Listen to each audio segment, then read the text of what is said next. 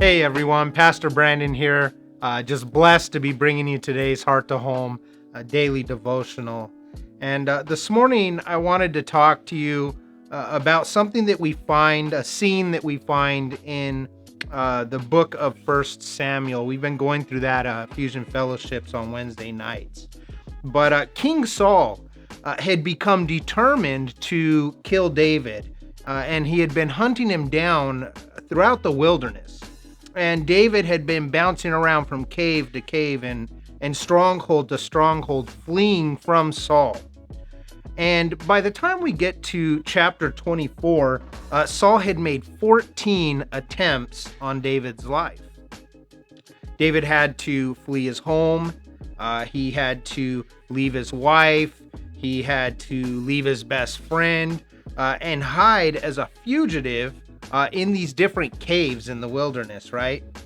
And it would be one thing if David did something to deserve this, but he didn't. David never did one thing wrong to Saul to deserve the kind of treatment he was getting from Saul. In 1 Samuel chapter 24, David and his men had been hiding out in a cave, and Saul, with his 3,000 chosen men, were tracking David down. And the Bible tells us that Saul had went into one of these caves to attend to his personal needs. And so Saul would have went into this cave alone, right? And it just so happened that the cave in which Saul went into was the cave that David and his men were hiding in. And so David's men encouraged him. Now's your chance, David. The Lord has given you this opportunity to finally kill Saul. God's delivered him into your hands. And so David pulls out his sword and he sneaks up behind Saul. But he doesn't kill him. Rather, he cuts a piece of his robe off. And Saul has no idea that David did this.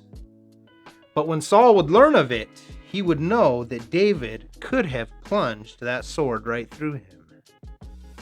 And I wanted to take a look at verses 5 through 7 together.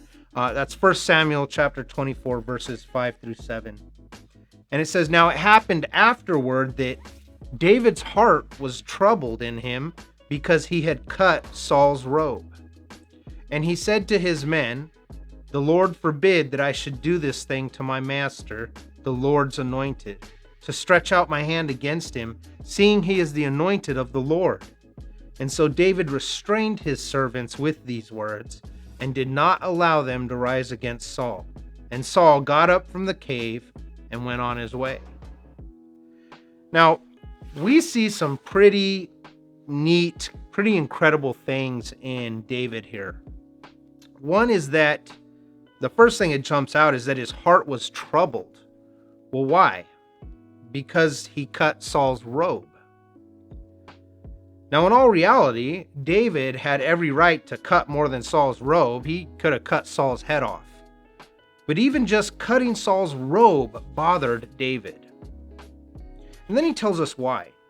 He says, "The Lord forbid that I should do this thing to my master, the Lord's anointed, to stretch out my hand against him, seeing he is the anointed of the Lord."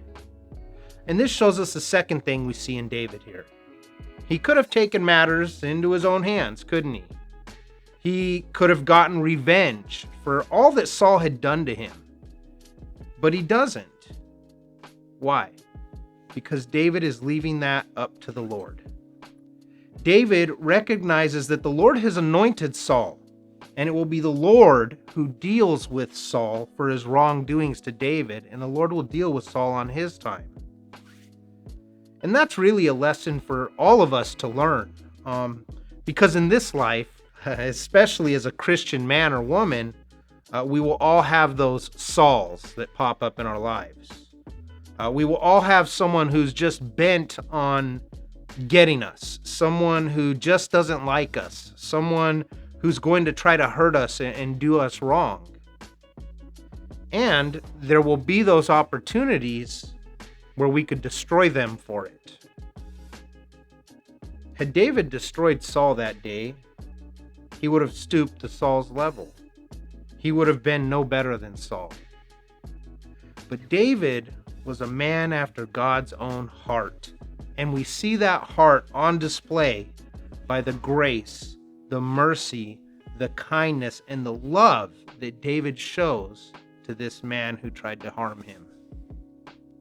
And so I just want to encourage you that when you have a Saul in your life, whoever that may be, that you don't plunge your sword through them at the first opportunity you get. Rather, demonstrate to them and those around you that you too are a man or a woman after God's own heart.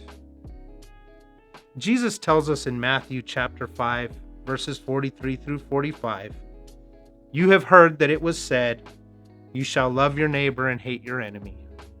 But I say to you, love your enemies, bless those who curse you, do good to those who hate you, and pray for those who spitefully use you and persecute you, that you may be sons of your Father in heaven. For he makes his sun rise on the evil and on the good, and sends rain on the just and on the unjust." That's what we saw King David do in that cave. And that's what we saw King Jesus do on that cross. Therefore, be imitators of God as dear children, and walk in love, as Christ also has loved us and given himself for us, an offering and a sacrifice to God for a sweet-smelling aroma. It's all about love, guys. Hey, God bless you. Looking forward to the next time we can be together. Take care. We'll see you later.